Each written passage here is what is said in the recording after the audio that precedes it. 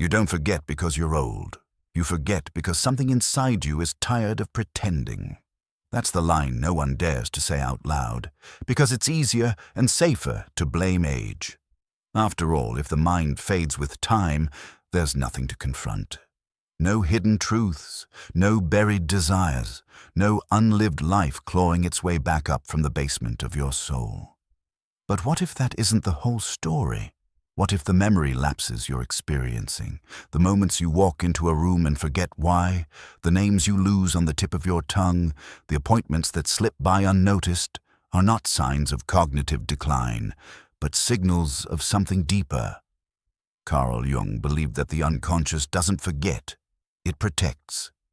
And when the burden becomes too heavy, it simply takes the weight off, one memory at a time. Jung wrote, "Until you make the unconscious conscious, it will direct your life and you will call it fate." In other words, if you don't recognize the parts of you that have been neglected, your life and your memory will begin to rearrange themselves in quiet rebellion. Let's take an example you might recognize. Picture Thomas, a 72-year-old retired professor, still sharp in conversation, still able to recite facts from lectures he gave 30 years ago. But lately, his wife notices strange gaps, not in logic, but in life. He forgets to call back his old colleagues, forgets the lunch date with that friend who always complains, forgets where he left the stack of papers that he no longer enjoys reading. But the strange part, he remembers the lyrics to obscure folk songs from the 60s. He remembers the names of students who asked difficult, soulful questions. He remembers the feel of a warm bench under him during a stormy day in Prague, where he once sat alone and realized he wanted something more than academic applause. His memory is not failing. It's filtering. His unconscious is quietly editing out the parts of life that no longer feed him, or never did. This is the mystery we rarely talk about. Jung believed the psyche behaves like a balancing scale. What we repress on one side shows up as symptoms on the other. Forgetfulness is one of those symptoms. Not a breakdown, but a message. A red flag planted by the soul itself. Your unconscious doesn't want to remember what your conscious self has outgrown.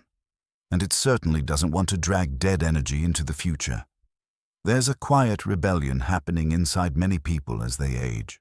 Not against memory, but against meaninglessness. When tasks lose meaning, people stop remembering them. When relationships feel false, the names and dates fade. When roles feel suffocating, the mind unbuttons itself from the uniform and begins to walk away, even if the body stays seated. This isn't senility. This is psychological intelligence beneath the surface. And yet, the tragedy is this. Most people think they're getting sick when they're actually getting closer to the truth. Because here's what no one tells you. The mind never forgets what the soul believes is essential. And the soul does not consider obligation essential. It considers freedom essential, and connection, and truth. If you've ever watched someone go through this or experienced it yourself, you may notice how clarity returns in moments of joy, music, passion, authenticity. That's not coincidence. That's the soul turning the lights back on. So what if your memory loss isn't random at all? What if it's a form of quiet protest? What if every forgotten name, every missed date, every lost thought is your psyche whispering, "Not this, not anymore. I don't want to carry this version of you forward." If you've been telling yourself it's just age, pause. Listen again. Not with fear, but with curiosity. Maybe your forgetting is not a failure of memory. Maybe it's your first honest conversation in years. And that brings us to tonight's story about a man who didn't lose his mind. He lost the performance he mistook for his identity. And with each thing he forgot, a part of him awakened. What began as confusion became clarity. What looked like fading was, in truth, remembering. The remembering of a self he had ignored for too long. So before you assume you're getting old, ask yourself, what part of you is tired of pretending? What part of you wants your attention back? What if your memory isn't breaking, but begging you to listen? Tonight, we uncover the truth your mind has been hiding from you. You don't forget a life you want to live. You forget the one that no longer belongs to you. That's where Daniel's story begins. At 67, Daniel looked like the kind of man no one ever worried about. His eyes were gentle, his posture quiet, his voice calm, the kind of colleague who brought donuts to meetings, who remembered your dog's name, sir, who never complained. But slowly, something strange began happening. He didn't forget names or appointments at random.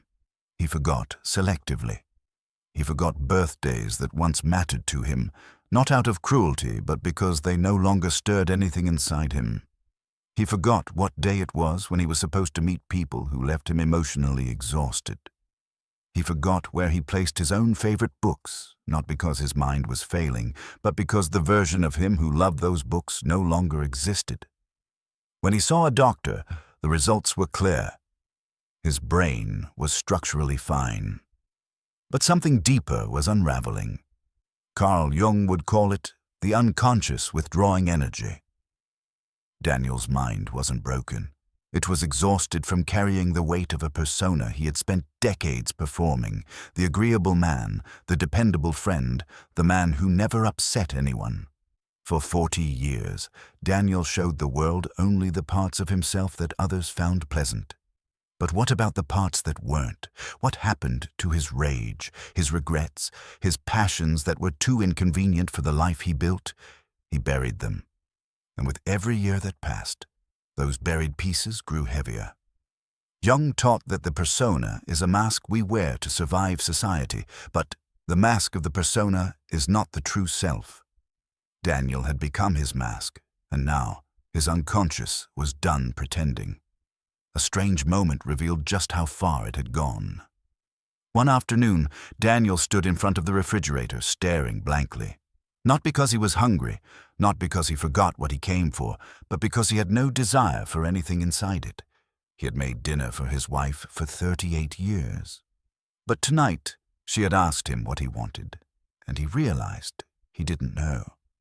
He had no memory of preference, not because of age, but because he hadn't been asked that question in decades, and when you don't ask a man who he really is, eventually, even he forgets. This wasn't memory loss.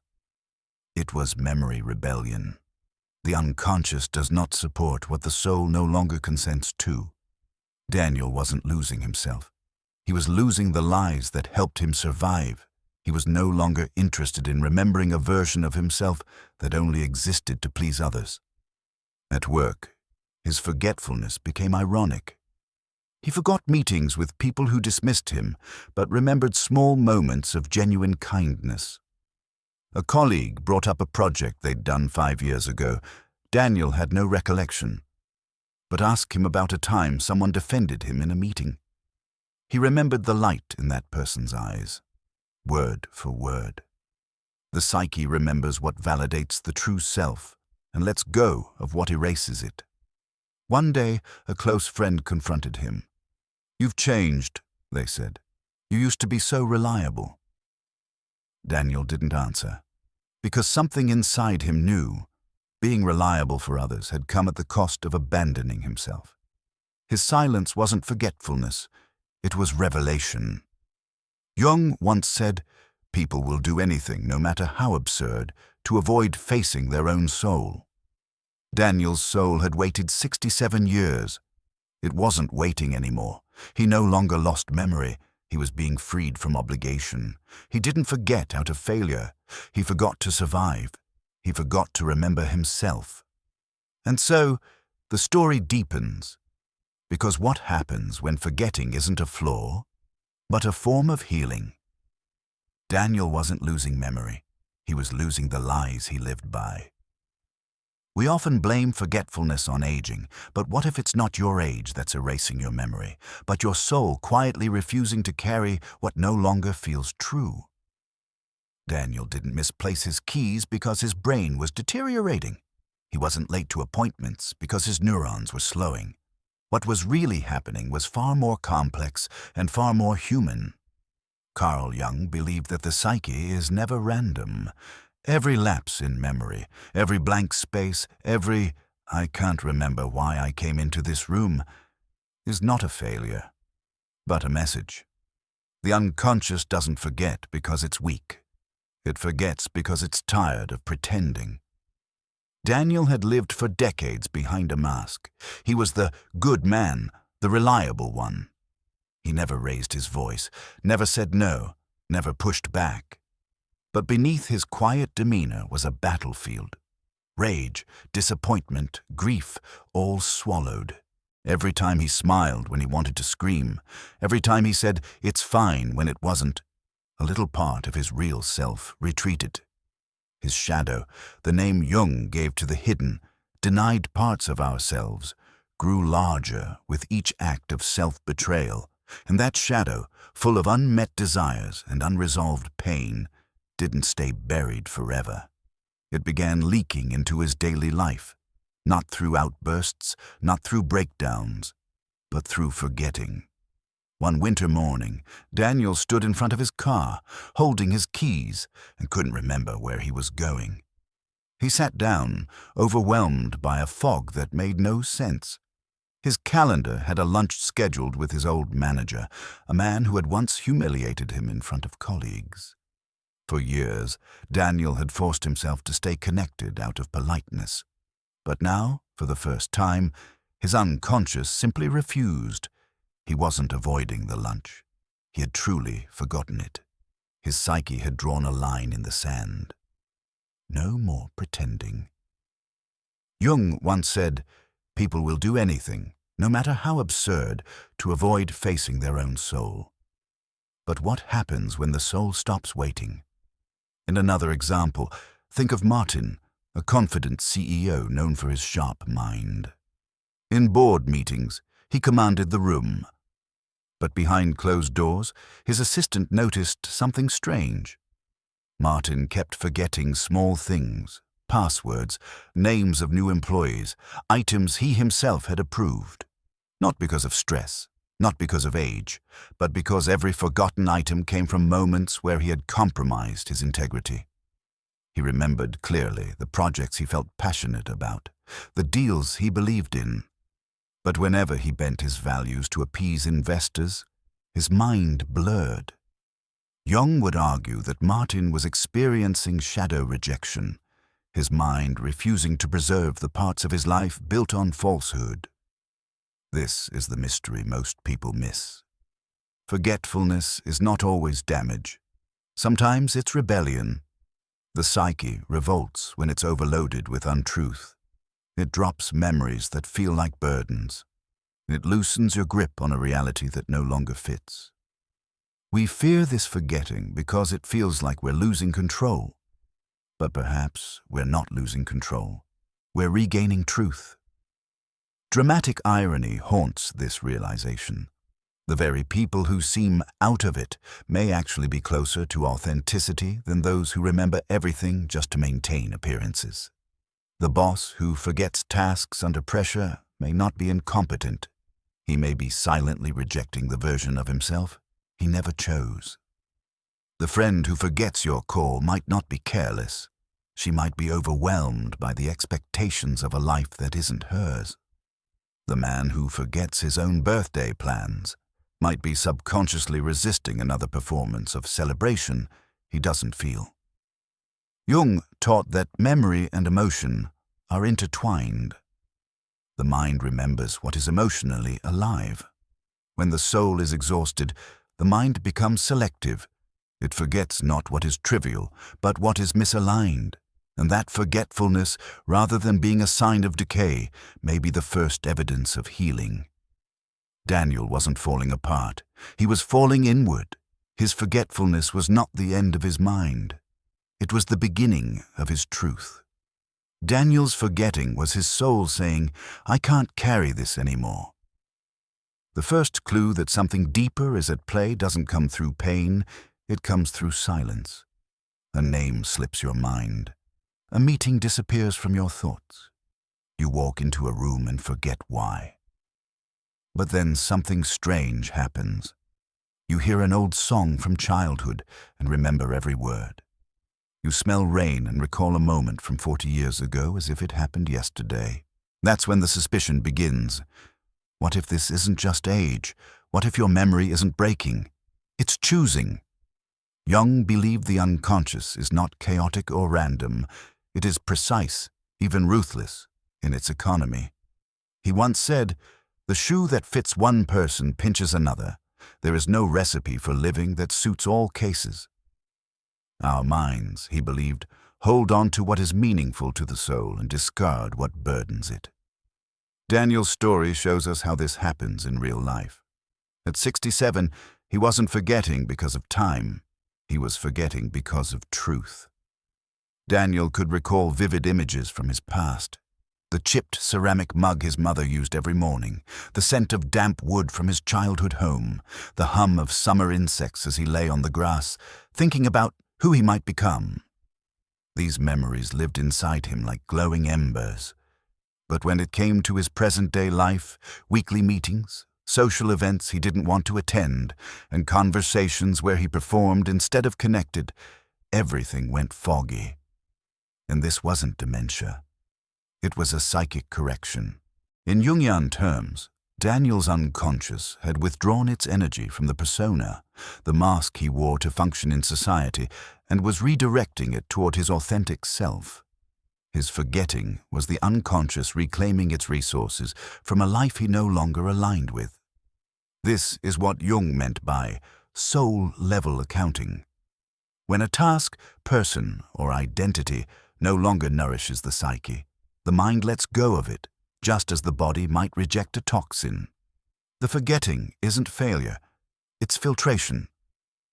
We see this even more clearly in a story from Daniel's workplace. A woman named Claire, younger than Daniel but similarly tired, once told him about her manager, a man praised for his sharp mind and strong memory, but whenever he was asked to remember something about his staff, their birthdays, their children's names, even key moments of their careers, he forgot. Not because he was careless, but because those things didn't serve his internal image of control. Yet in private, he could recite his own childhood speeches, academic accolades, and even a poem his grandmother once taught him. His forgetting wasn't a defect. It was a projection. He remembered only what affirmed the identity he had built, and forgot anything that required vulnerability or intimacy. Claire had tears in her eyes when she said it. He remembered the mask, not the people. This is where dramatic irony enters Daniel's life. For decades, he prided himself on being the reliable one, the one who remembered details, followed schedules, kept the peace. But now, he couldn't recall what his co-worker told him just hours ago, yet he could hear the laughter of his first love like she was still beside him. He wasn't losing his mind. He was remembering his soul. And then, the twist. The more Daniel forgot the life he pretended to want, the more clearly he saw the one he actually craved. The walks in nature, the music he used to compose, the old friend he never reached out to. These weren't just memories. They were invitations. Memory is not just a mental process. It is a mirror.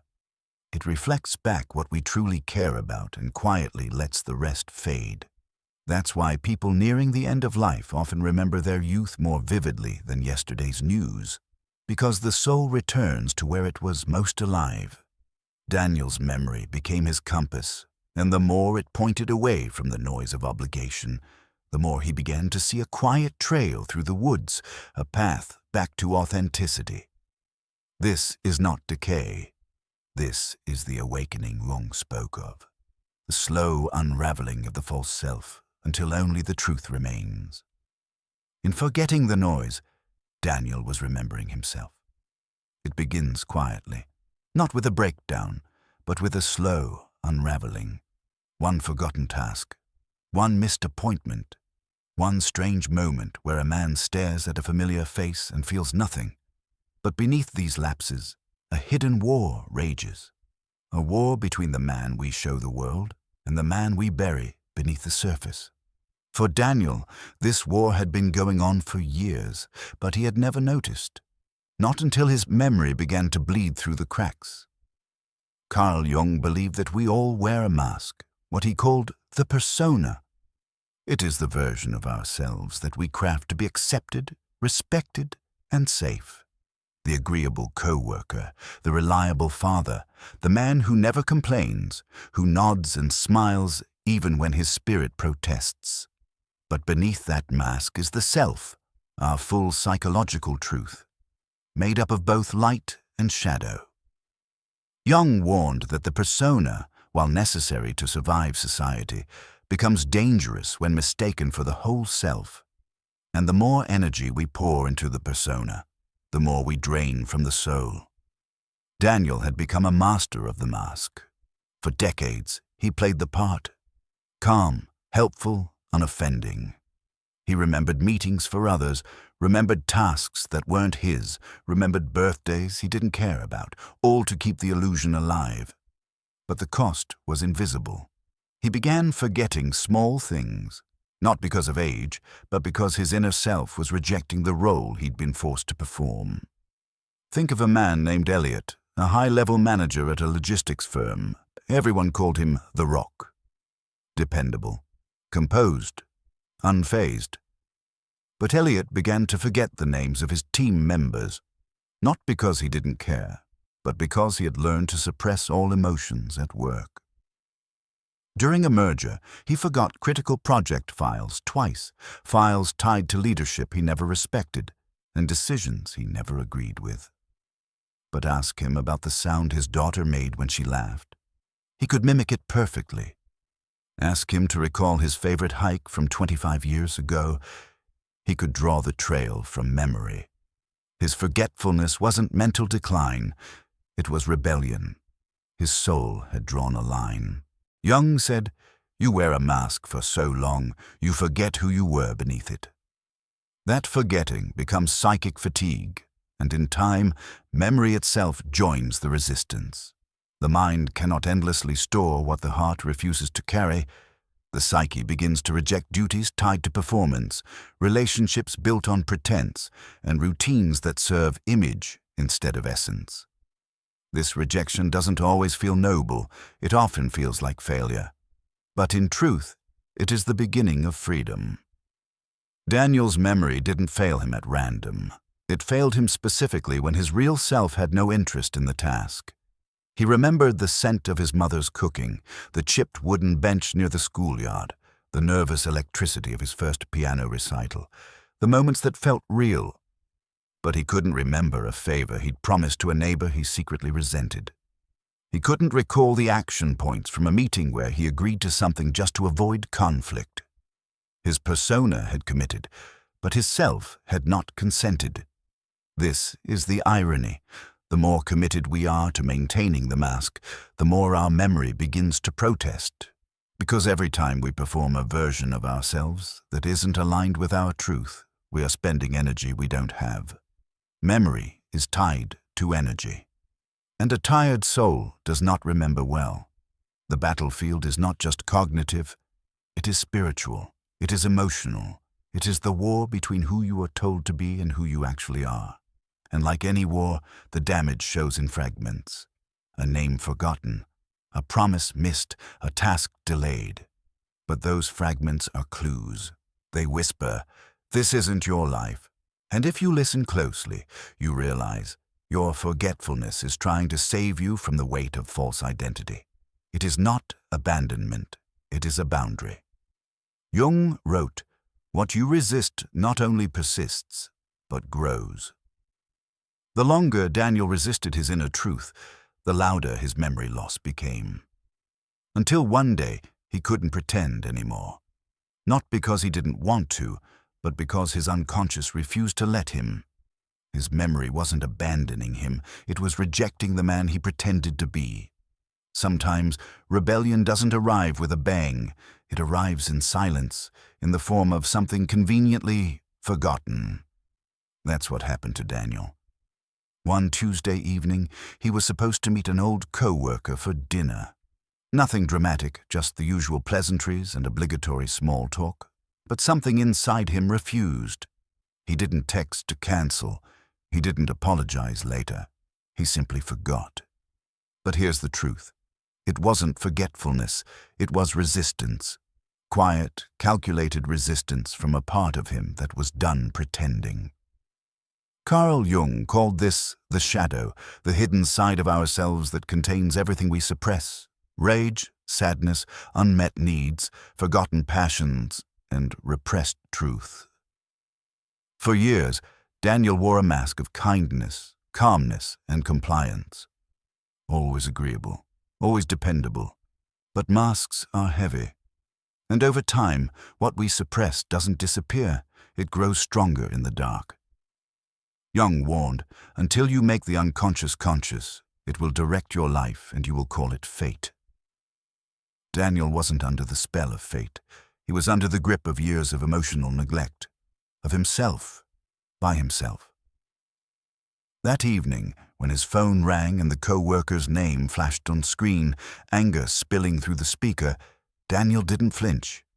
He didn't explain. He didn't feel guilty. He just stared at the wall and felt relief. A soft, startling peace. And in that moment, something within him stirred, not the persona, but the shadow. It had stepped into the light for the first time. Not to harm, not to rage, but to set a boundary his conscious self had never dared to set. This shift wasn't unique. It happens more than we realize. Think of a friend who forgets every single thing their manipulative partner asks, but remembers the exact moment someone praised their art 20 years ago.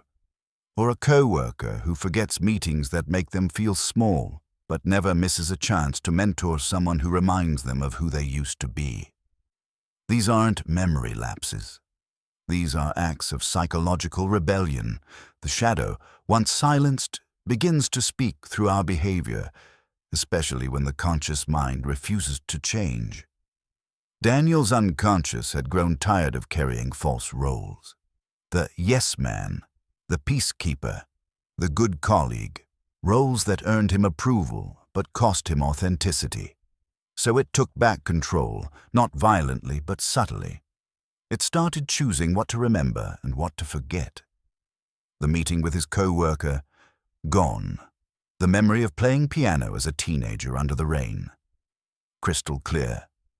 Why? Because the piano memory was truth. The dinner plan was performance. This is how the psyche heals. Not always through insight, but through removal.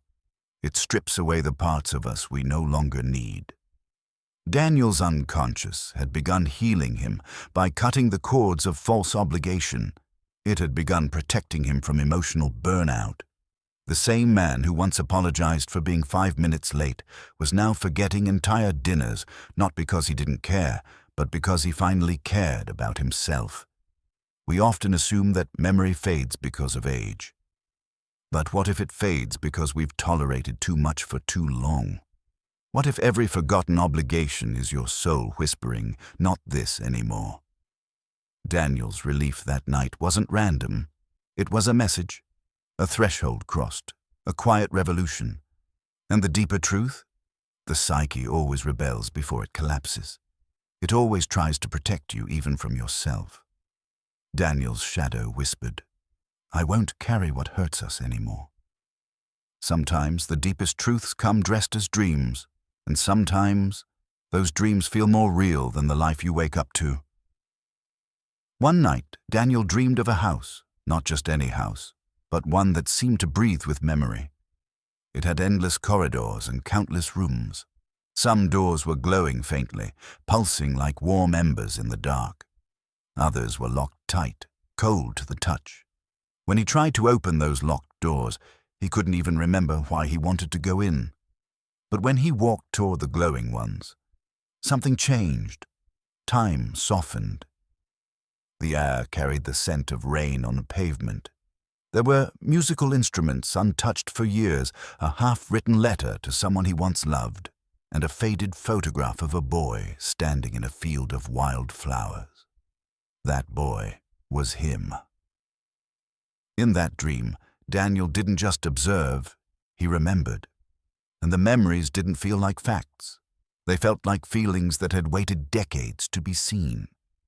Carl Jung believed that dreams are the royal road to the unconscious. They are not nonsense, they are maps. The glowing rooms represented Daniel's unlived life, his hidden joys and real desires. The locked rooms held what he had done to please others, careers pursued for safety, friendships maintained out of obligation, roles performed for applause that never satisfied. His unconscious had been trying to show him something for years. It took a dream to finally speak in symbols too vivid to ignore. This was more than metaphor. This was soul language. Jung taught that the psyche hides what it cannot yet face, but it also waits, patiently, for the day we're ready. Who looks outside, dreams. Who looks inside, awakes. In this dream, Daniel was awakening.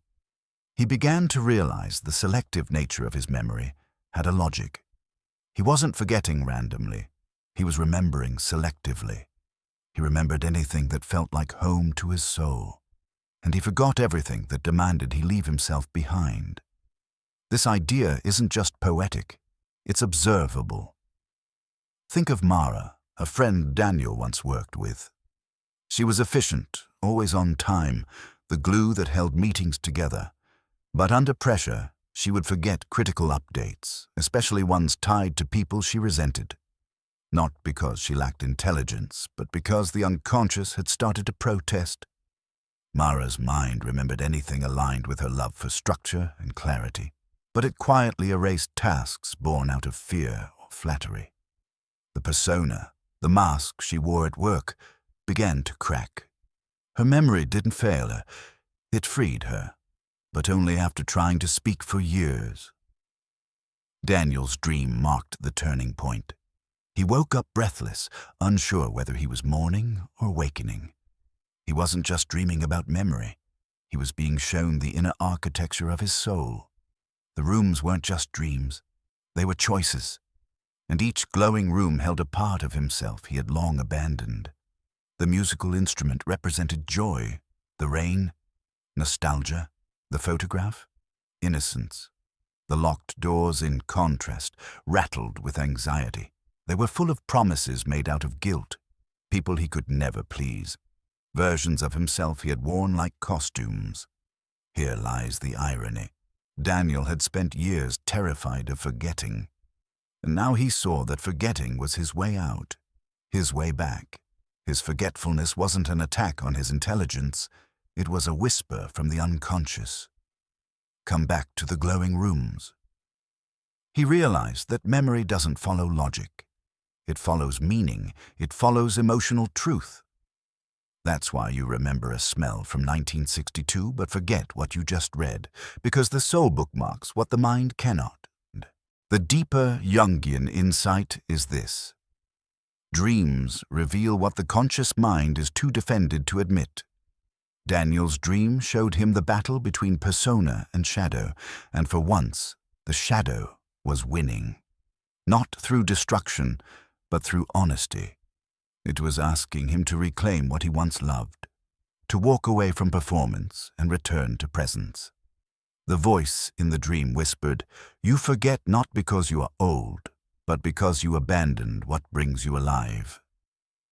Daniel finally understood. He had not lost his memory.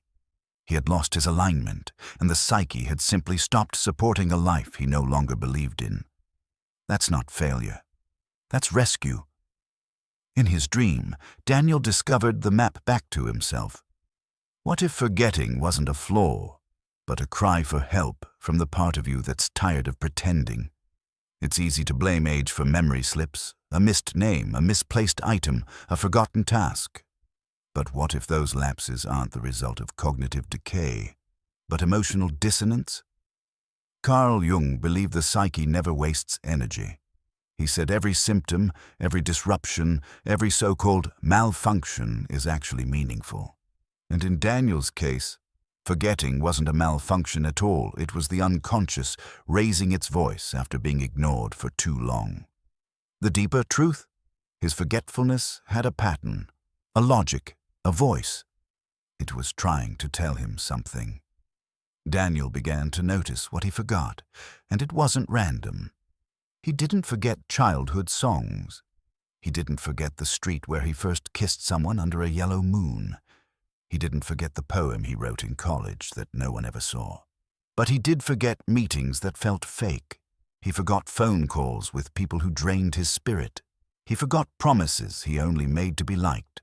These weren't accidents. They were acts of unconscious rebellion. His memory wasn't failing. It was refusing to carry what no longer belonged. Jung would say this was the shadow speaking. The shadow, in Jungian psychology, is not evil. It is honest. It holds the parts of us we repress, our exhaustion, our resentment, our unmet desires. And when we deny those parts long enough, they speak through behavior, through forgetting. Daniel had spent decades as the dependable one, agreeable, reliable, never difficult. But behind that persona was a tired man who had never once asked, "Do I actually want this life?" The forgetting began when his shadow got tired of waiting for an answer. There was one afternoon that changed everything. Daniel had lunch with an old friend, Roger, a man he'd known since his 20s. Roger had always been loud, assertive, full of advice Daniel never asked for. He talked over Daniel, mocked his hesitations, and always framed his dominance as just being honest. For years, Daniel tolerated him, but that day, something strange happened. Roger asked, "So how's your new job going?" Daniel blinked. He genuinely couldn't remember where he worked. His mind went blank just for a moment, and in that silence, something else surfaced. A tightness in his chest, a sudden fatigue, a wave of nausea. It wasn't amnesia, it was resistance. His soul was rejecting the mask he wore around people like Roger. That moment unlocked something. Daniel started tracking the patterns. Every time he forgot something, he paused and asked, "What part of this do I not want to carry anymore?" The answers were clear. He forgot obligations that made him feel invisible. He forgot events where he had to perform a false version of himself. He forgot conversations where he had to nod and smile while silently disagreeing. These weren't memory lapses. They were acts of emotional filtration. His soul was sifting the false from the true. This brings us to the second revelation. Your mind forgets what your soul rejects. Jung wrote, "We cannot change anything unless we accept it. Condemnation does not liberate, it oppresses." Daniel had condemned his own needs for so long that his unconscious had to intervene. It began rejecting what didn't nourish him. Because memory is loyal, not to duty, but to meaning. And when your life becomes too full of obligations with no emotional alignment, forgetting becomes a form of rebellion, a subtle protest, a whisper that says, "This isn't us anymore." And the older you get, the louder the whisper becomes. Because age doesn't weaken the psyche, it clarifies it. It strips away performance. It magnifies what's real. Daniel didn't forget because he was getting old. He forgot because he was out of alignment. And the psyche does not carry what isn't true. Think of someone you know, a friend, a parent, a partner, who forgets every task they hate, every event they never wanted to attend, every commitment they made just to please others. Is that carelessness? Or is it wisdom trying to break through? One of Daniel's colleagues, a high-performing executive, could recall investor names from 20 years ago but forgot every meeting where he had to lie to clients. Selective memory, they joked. But it wasn't a joke. It was his unconscious refusing to support a false identity. Daniel's journey is a mirror for all of us. The next time you forget something, ask yourself, did I want to remember it? Did it reflect who I really am? Or was it a favor, a mask, a performance? Because what Daniel finally learned was this. Daniel learned that forgetting was not failure, it was feedback. Sometimes clarity doesn't arrive with thunder, it arrives when you stop lying to yourself. That's what happened to Daniel.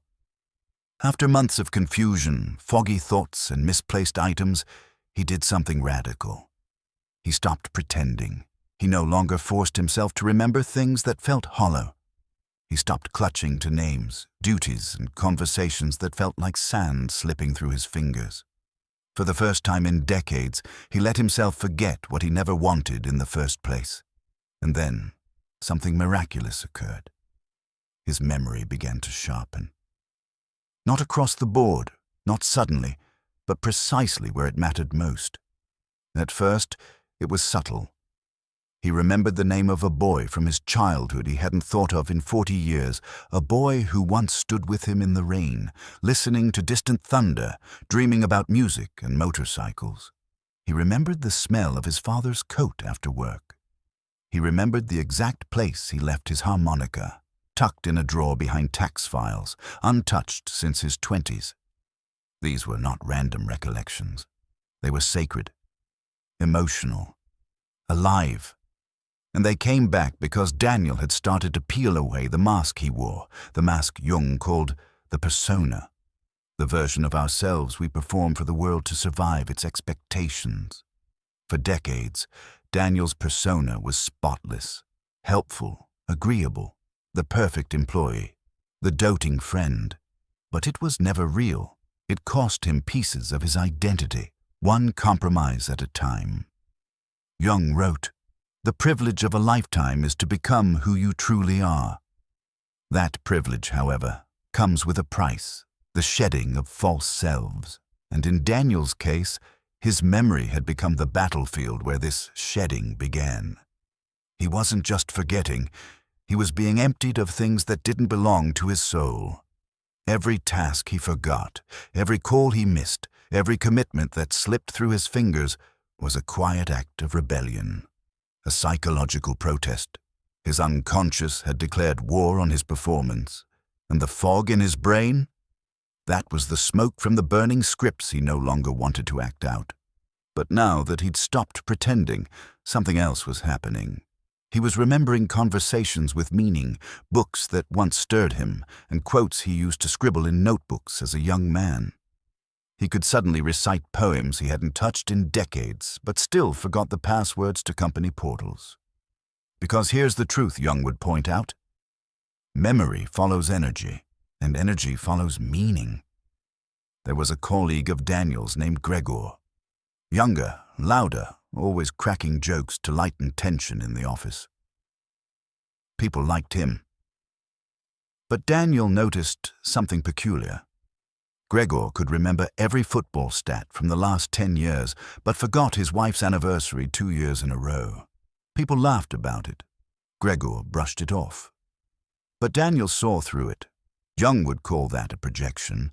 Gregor poured his energy into sports because it was a safer space to feel alive, while his marriage, buried in unspoken resentment and emotional vacancy, was slowly erased from his memory. It wasn't aging. It was avoidance. Daniel began to see his own forgetting through the same lens. It wasn't failure. It was feedback. What made Daniel's turning point so powerful was the realization that his forgetfulness had always been intelligent, purposeful. His mind wasn't deteriorating, it was finally prioritizing. It was choosing to remember what aligned with his truth and letting go of what demanded self-betrayal. Jung called this process individuation, the journey of becoming whole, of integrating the shadow and dissolving the mask. Daniel didn't achieve this overnight. Some days, the fog crept back in, but now he knew why. The fog wasn't something to fight, it was a signal, a guidepost, a reminder that clarity lives on the path of emotional honesty. He began journaling again. He started calling people who inspired him instead of those who expected him. He remembered how to play the harmonica, and as the weeks passed, he no longer feared forgetting, because he understood what was being forgotten, and why.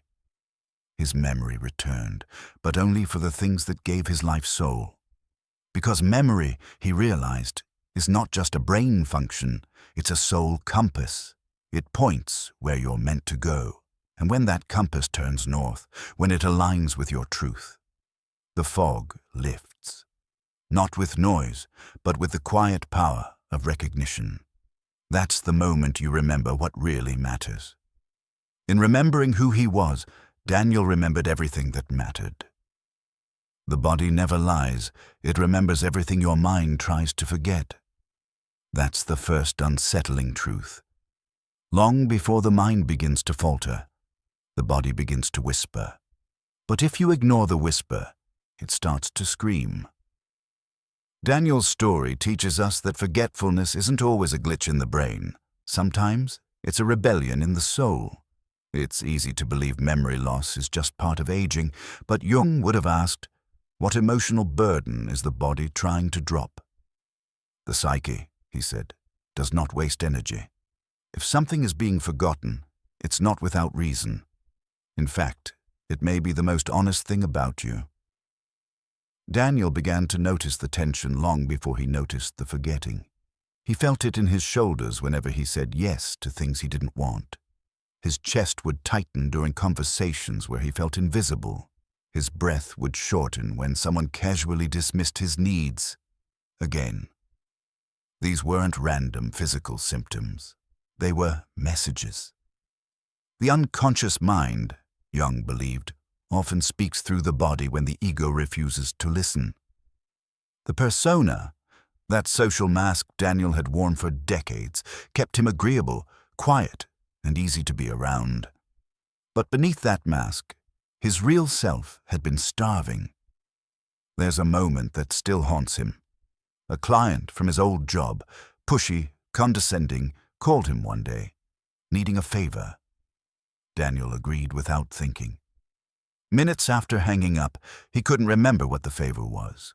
He searched his notes, calendar, voice messages. Nothing. It was gone. Not a trace. And yet his heart was racing, palms damp, stomach tight, as if his body had remembered the violation before his mind could process it. It wasn't Alzheimer's. It wasn't simple forgetfulness. It was protest. Jung taught that the unconscious is not just evil by nature. It is also the source of the highest good. Not only dark, but also light. Not only bestial, semi-human and demonic, but superhuman, spiritual, and, in the classical sense of the word, divine. Daniel's unconscious wasn't trying to destroy him. It was trying to save him. Every muscle that clenched, every memory that slipped, every heartbeat that quickened without warning, it was the shadow pounding on the walls, begging to be acknowledged. His unconscious didn't want him to forget everything, just the things that no longer aligned with his truth. We see this pattern everywhere. Take Sarah, a retired executive. Brilliant mind, sharp tongue, iron discipline. But the moment she stepped into a room filled with old corporate acquaintances, her back would lock up. She'd forget names, not strangers, but people she'd worked with for years. Her body didn't recognize the performance anymore. Her persona had outlived its purpose, and the body, in its quiet wisdom, refused to keep playing the role. This is why Jung emphasized somatic intelligence, the wisdom of the body in healing the psyche. If your hand trembles when you sign up for something, if your breath shortens when you say yes to someone who drains you, if you feel tired not after work but before it even begins, your unconscious is speaking. Forgetfulness is just one of the tools it uses when nothing else works. When your mouth says yes, but your soul screams no, the body makes the decision for you. Daniel began to track his symptoms like clues. He noticed that joyful memories came back clearly. The smell of his mother's garden, the lyrics of an old song, the feel of the ocean breeze, but forced obligations. Gone. It was as if his unconscious had created a filter. Only what nourished the soul was allowed through. The rest was dropped, forgotten. And once he stopped fighting it, once he stopped labeling it as failure, everything changed. He began to trust his body more than his calendar, and for the first time in years, he felt sane. Because this is what nobody tells you. Memory is emotional. You cannot hold on to what your soul has rejected, and your body will carry the message whether you want it to or not. Jung said, "Until you make the unconscious conscious, it will direct your life and you will call it fate." But if you listen, really listen, you'll realize your body has been speaking the truth the whole time. His body remembered the truth long before his mind allowed it. Sometimes the clearest mirror is the thing you forget the most. This is the third revelation Jung hinted at again and again. Your unconscious mind isn't random, it's selective. What you forget and what you remember are not accidents of age, but reflections of meaning. You're not losing your memory. You're losing your willingness to carry a life that isn't yours. Daniel didn't realize it at first. He thought his forgetfulness was a flaw, a sign of decline, of getting older, of fading away. But it was none of that. It was a rebellion, a quiet one, a sacred one. His forgetfulness wasn't the disease, it was the diagnosis. When he finally paid attention, the pattern wasn't subtle. He forgot appointments with people who drained him. He forgot favors he never wanted to give. He forgot spaces where he always felt small. But he could remember, with perfect clarity, the sound of his daughter's laugh, the smell of his father's old study, the creak behind his childhood home. He remembered truth, not obligation. Jung believed that the unconscious always orients toward wholeness. He called this process individuation, the lifelong journey of becoming who you truly are beneath the masks. But masks are heavy. The persona, that false self we wear to win love, to be accepted, to play roles, demands energy, and memory is energy. So what happens when your psyche decides the persona isn't worth that energy anymore? It drops it. Quietly. Forgetfully. This is why we remember with clarity what brings us joy and meaning, and forget with ease what was never truly ours to begin with. The mind, Jung said, will not heal until it becomes whole again. And sometimes the first step toward wholeness is forgetting everything that split you in the first place. Consider the story of Marlene, a former corporate executive. Sharp, efficient, respected. But over the years, she began forgetting little things at work. Deadlines, names, numbers. At first, it panicked her. But when she stepped back, a deeper truth emerged. She never forgot the names of the junior staff she mentored. Never forgot the coffee shop she visited during her hardest days. Never forgot the poetry she wrote in college and hid from everyone. What she forgot was performance. What she remembered was presence. Her body had been in the office, but her soul had long left the building. Her forgetting was a message. It's time to come back to yourself. Jung taught that the psyche whispers first, and when ignored, it screams. But it never lies. The things we forget are clues, projections we've been forced to carry, obligations that never fed us, scripts written by others that we recite just to belong. Daniel, like Marlene, began tracing his forgetfulness like a map, and it revealed the entire architecture of a life built for survival, not joy. Every forgotten promise, every lost appointment, every misplaced document was part of a system his unconscious no longer supported. The most shocking part? He realized he had forgotten not only events, but entire versions of himself. Versions shaped by fear, guilt, and silent agreements. There's a brutal honesty in forgetting. It exposes what your real values are. Not what you claim, but what your soul insists upon.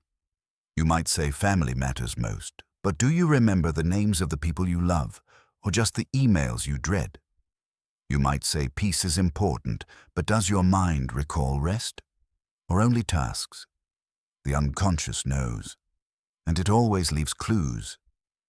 Jung believed we can find our future by studying the patterns we abandon, the things we lose, the truths we ignore. As he once said, you are what you do, not what you say you'll do. And memory follows action, especially the ones aligned with authenticity. Daniel began to see his forgetfulness not as something to fix, but something to follow. It became a compass, pointing away from performance and toward purpose. He realized the people he forgot were the ones he felt invisible around. The places he forgot were the ones where he was never himself. And the promises he forgot were always made out of fear, never love. But what he remembered, down to the smallest details, were the moments that made him feel alive. The creak, the smell of oil paint, the way music used to make his hands tremble. These memories never aged, because they were never lies. This is the invitation. Don't fear what you forget. Study it. Don't dismiss what you remember. Cherish it, because deep in that contrast lives the truth of who you are. Most people try to force memory back with calendars and routines. But the wiser path? Let memory reveal the life you are meant to live. In the pattern of forgetting, Daniel found the map of his real life. What if the fog in your mind wasn't confusion, but transformation? Daniel didn't feel like he was improving, not at first. In fact, when he stopped pretending, everything felt messier. He no longer had the emotional energy to fake a smile or nod through empty conversations. He no longer felt the need to chase people who ignored his needs. But with this shedding came a quiet fear. Who was he, if not the dependable man others expected him to be? The answer, though uncomfortable at first, was what Carl Jung would call the beginning of individuation, the lifelong process of becoming your true self by reclaiming the parts of you buried under years of performance. Individuation isn't enlightenment. It's not a sudden glow, it's the slow and often painful stripping away of everything you never truly were. Daniel began noticing something odd. The more he stopped pretending, the sharper his mind became, not in a superhuman way, but in a real, vivid way. He remembered conversations that mattered. He remembered moments from childhood with strange new clarity, the way the sun hit the kitchen floor, the voice of a friend he'd lost contact with, the sound of leaves under his feet as a boy. These weren't memories returning randomly. They were rising because his soul had cleared the space for them. Jung wrote, "The privilege of a lifetime is to become who you truly are." That privilege had been denied to Daniel for decades. Now, in letting go of who he was supposed to be, Daniel was finally returning to who he always was. One morning, he ran into his neighbor, Tom, who said, "You look lighter these days. Been sleeping better?" Daniel almost laughed, not because it was funny, but because it was true. The burden wasn't just psychological, it had been physical. The headaches were less frequent. The tension in his shoulders was gone. And the most surprising part, he stopped misplacing things. His keys, his wallet, his phone, all suddenly found their place, as if the fog in his mind had lifted because his life finally had direction. Daniel didn't need sticky notes anymore to remember to do things he actually wanted to do. That's the irony. When you stop faking your life, your memory stops punishing you. But individuation wasn't always easy. He faced moments of guilt. People around him weren't used to the change. A co-worker called him rude for saying no. An old friend stopped calling when Daniel didn't show up to play peacemaker anymore. Yet something inside him remained calm. He didn't forget these things. He simply didn't hold them as obligations anymore. And that's what individuation does. It clears your internal schedule, not of time, but of emotional debt. Memory returns when pressure recedes. Energy renews when masks fall. And clarity, that elusive clarity, finally becomes your default state. Not because you forced it, but because you earned it by being honest. There's a hidden truth Jung warned us about, that most of our suffering comes from the tension between our persona, the mask we wear for survival, and our shadow, the part of us we've hidden for love, approval, or peace. Daniel had lived in that tension for too long, and like a rope that's been pulled too tight, something eventually snapped. But the break wasn't destruction, it was a breakthrough. He started journaling again, something he hadn't done in 20 years. His thoughts flowed with ease. Words came back. He didn't have to dig for meaning. It rose like breath. He began remembering his favorite books, the names of old teachers, the laughter of his daughter as a child. These were the things his real self valued. They were never gone, just buried under layers of noise. Now that the noise was fading, the signal was clear. At the grocery store, Daniel used to forget what aisle he was in. Now he remembered details without effort, not because he forced his brain, but because the stress was gone. He was no longer mentally juggling things he hated. He didn't have to remember which lie he told to which person. He didn't need to track fake obligations. When the soul becomes aligned, the mind relaxes, and when the mind relaxes, memory doesn't just return, it blooms. The most profound shift? Daniel no longer feared the future. He used to panic about dementia, Alzheimer's, about slowly vanishing, but now he understood. His forgetfulness had never been a disease, it had been a disconnection. And connection, once restored, healed him. Not overnight, but steadily, like light returning to a room that had been dim for years. He once told a friend, "I feel like I've been underwater for decades and now I'm breathing air again."